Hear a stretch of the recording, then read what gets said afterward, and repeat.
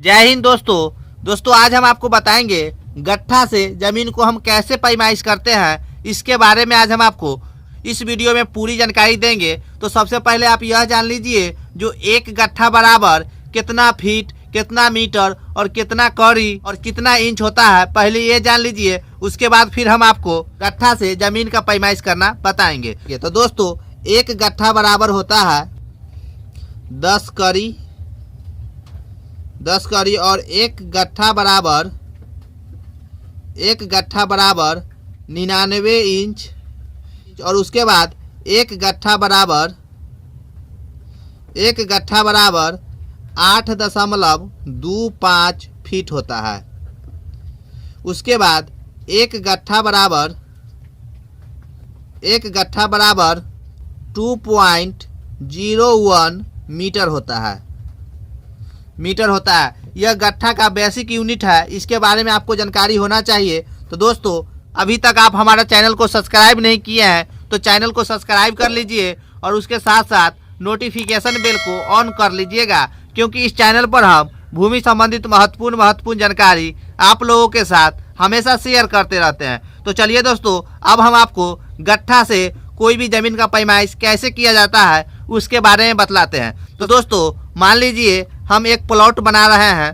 इस प्लॉट का जो है सो लंबाई और चौड़ाई जो है सो लंबाई मान लीजिए 90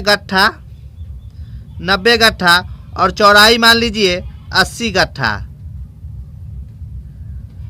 गट्ठा।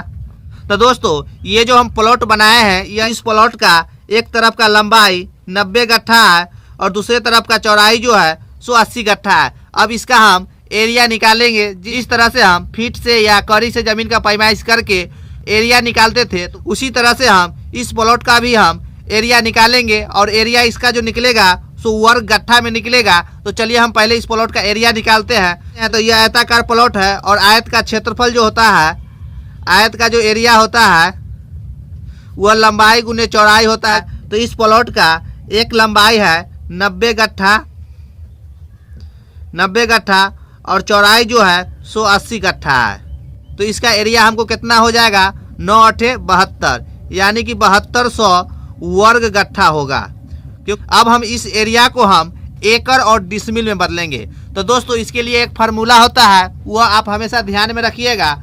अगर आपको गट्ठा में कोई भी जमीन का पैमाइश करते हैं तो उसका एरिया निकालने के बाद उसको एकड़ और डिसमिल में बदलना होता है। तो एकड़ और डिसमिल बदलने के लिए हम 1000 से भाग देते हैं और भाग देने के बाद हमको जो संख्या आएगा तो वह संख्या जो होगा सो एकड़ और डिसमिल में आएगा। तो आप कहिएगा जो एकड़ और डिसमिल जो है, जो संख्या आएगा तो एक ही संख्या एकड़ और डिसमिल हम कैसे जानेंगे जो कितना एकड़ और कितना डिसमिल है।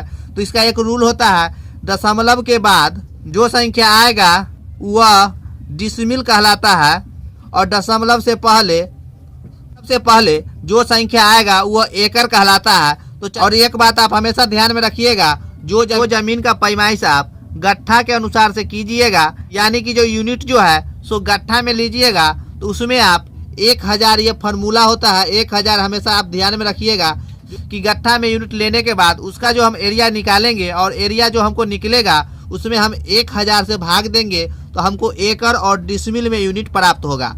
और जो प्राप्त होगा उसमें से डिसमिल कौन होगा तो एकड़ कौन होगा। तो हम यहाँ लिख दिए हैं, दशमलव के बाद जो संख्या आएगा वह डिसमिल कहलाता है और दशमलव से पहले जो संख्या आएगा वह एकड़ कहलाता है। और जो प्लॉट हम यहाँ गट्ठा में लेकर इसका एरिया निकाले हैं तो एरिया हमको निकला है 7200 वर्ग गट्ठा। और हम आपको फार्मूला बताए हैं कि जितना वर्ग गट्ठा आएगा उसको आप 1000 से भाग दे दीजिएगा तो एकड़ और डिसमिल में आपको यूनिट प्राप्त होगा। तो चलिए हम जितना हमारा वर्ग गट्ठा एरिया निकल कर आया है ये प्लॉट का, उसमें हम 1000 से भाग दे देते हैं।